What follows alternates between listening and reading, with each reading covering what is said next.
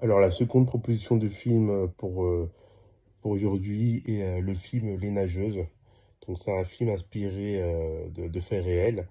Donc ça se passe en Syrie. On retrouve la famille Mardini. Donc les 2 actrices, principales, sont, Sarah Mardini et Yousra Mardini.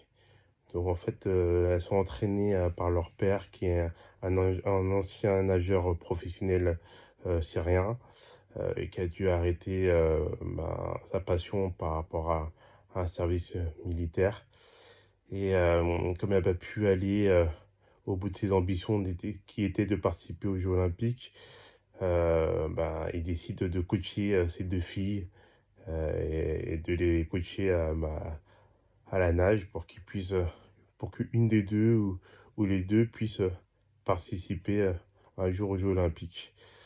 Donc voilà, donc on retrouve la famille Mardini en Syrie, avec le papa qui entraîne les deux, et puis dans un contexte de guerre qui devient de plus en plus difficile. Et en fait, les deux filles, elles décident de partir en Allemagne et de fuir la Syrie pour que la meilleure des deux, hein, donc la meilleure des deux, c'est Yousra Mardini, puisse essayer d'atteindre son rêve, qui est de participer aux Jeux Olympiques à Rio.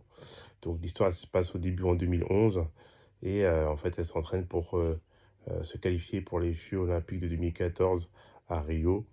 Donc voilà, donc commence toute une escapade pour aller de Syrie jusqu'en Allemagne, avec tous les dangers, avec tous les risques que cela comporte, les déceptions, les échecs, les escroqueries.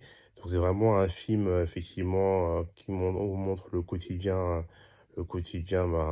des gens qui fuient leur pays, qui sont en guerre, et qui viennent refuger asile dans d'autres pays européens. Donc voilà, un film très très très poignant. Donc je vous laisse regarder tout cela. C'est vraiment un film que j'ai beaucoup aimé. Donc voilà, il est inspiré de faits réels.